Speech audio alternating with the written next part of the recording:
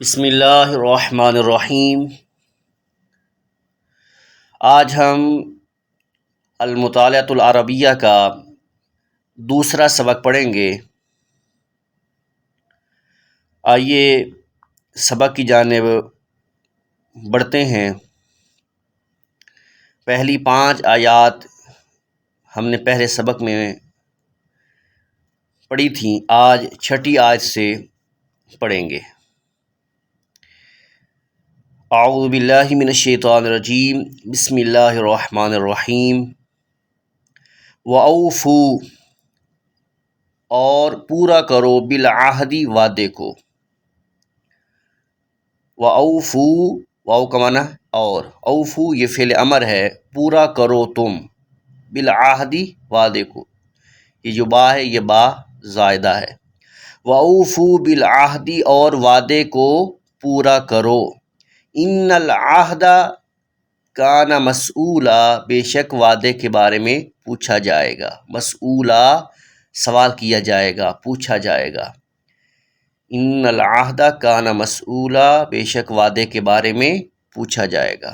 وَأَوْفُوا بِالْعَهْدِ إِنَّ الْعَهْدَ كَانَ مَسْئُولًا، اور وعدے کو پورا کرو، بے شک وعدے کے بارے میں پوچھا جائے گا۔ یعنی جس کے ساتھ جو بھی آپ نے وعدہ کیا ہے اس کو پورا کرو۔ ہاں، اگر کسی کے ساتھ برائی کا وعدہ کیا ہے تو وہ تو پورا نہیں کر سکتے، لیکن اس کے علاوہ، گناہ کے علاوہ، برائی کے علاوہ جو بھی وعدہ آپ نے کیا ہے اس کو پورا کرنے کا حکم دیا گیا ہے۔ اگلی آیت، ان اللہ یأمرکم ان تؤدوا الامانات الی اہلھا۔ ان اللہ، بے شک اللہ، ان کا معنی بے شک، ان اللہ، بے شک اللہ، یأمرکم، حکم دیتا ہے، کم تمہیں، بے شک اللہ تمہیں حکم دیتا ہے، ان تؤدوا الامانات، ان تؤدوا کہ لوٹا دو، ان تؤدوا کہ لوٹا دو، الامانات امانتیں، الامانات کے معنی ہے امانتیں، ان تؤدوا الامانات کی امانتیں لوٹا دو، الی اہلھا، ان کے اہل کی طرف، الی معنی طرف، اہل معنی مالک، یعنی جس کی امانت ہے۔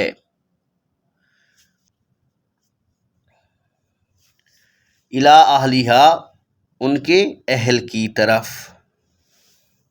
ہا کا مرجع الامانات ہے۔ تو ان اللہ یأمرکم ان تؤدوا الامانات الی اہلھا، بے شک اللہ تمہیں حکم دیتا ہے کہ امانتیں ان کے مالکوں کی طرف لوٹا دو۔ ان اللہ، بے شک اللہ، یأمرکم تمہیں حکم دیتا ہے، ان تؤدوا کہ لوٹا دو، الامانات امانتیں، الی اہلھا، ان کے اہل کی طرف، ان کے مالکوں کی طرف۔ بے شک اللہ تمہیں حکم دیتا ہے کہ امانتیں ان کے مالکوں کی طرف لوٹا دو۔ اگلی آیت، ان الذین قالوا ربنا اللہ ثم استقاموا فلا خوف علیہم ولا هم یحزنون۔ ان الذین، بے شک وہ لوگ، قالوا جنہوں نے کہا، ربنا اللہ، ہمارا رب اللہ ہے، ربنا ہمارا رب، اللہ اللہ ہے۔ ان الذین قالوا ربنا اللہ، بے شک وہ لوگ جنہوں نے کہا ہمارا رب اللہ ہے، ثم استقاموا، پھر اس پر ثابت قدم رہے، یعنی پھر مرتد نہیں ہوئے، اسلام سے پھرے نہیں، ثم استقاموا، پھر اس پر قائم رہے، فلا خوف علیہم، بس نہیں خوف، خوف علیہم ان کے اوپر، ولا هم، اور نہ وہ، یحزنون، غمگین ہوں گے، بس ان پر نہ کوئی خوف ہے اور نہ وہ غمگین ہوں گے۔ خوف کا تعلق دنیا کے ساتھ ہوتا ہے اور حزن کا تعلق آخرت کے ساتھ ہوتا ہے، اس لیے فرمایا کہ فلا خوف علیہم ولا هم یحزنون، نہ انہیں دنیا کا کوئی خوف ہے اور نہ ہی قیامت کے دن وہ غم زدہ ہوں گے، غمگین ہوں گے۔ ان الذین قالوا ربنا اللہ ثم استقاموا فلا خوف علیہم ولا هم یحزنون، بے شک وہ لوگ جنہوں نے کہا ہمارا رب اللہ ہے، پھر اس پر قائم رہے، بس ان پر نہ کوئی خوف ہے اور نہ وہ غمگین ہوں گے۔ اگلی آیت، وَلَمَن صَبَرَ وَغَفَرَ إِنَّ ذَلِكَ لَمِنْ عَزْمِ الْأُمُورِ۔ وَلَمَن، اور جس نے، صبر کیا، وغفر، اور معاف کر دیا، ان ذالک، بے شک یہ، یعنی صبر کرنا اور معاف کرنا، لمن عزم الامور، ہمت کے کاموں میں سے ہے۔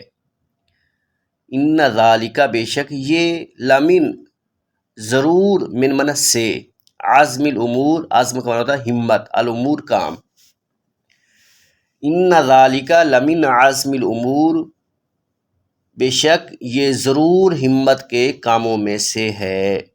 وَلَمَن صَبَرَ وَغَفَرَ إِنَّ ذَلِكَ لَمِنْ عَزْمِ الْأُمُورِ، اور جس نے صبر کیا اور معاف کر دیا، بے شک یہ ہمت کے کاموں میں سے ہے۔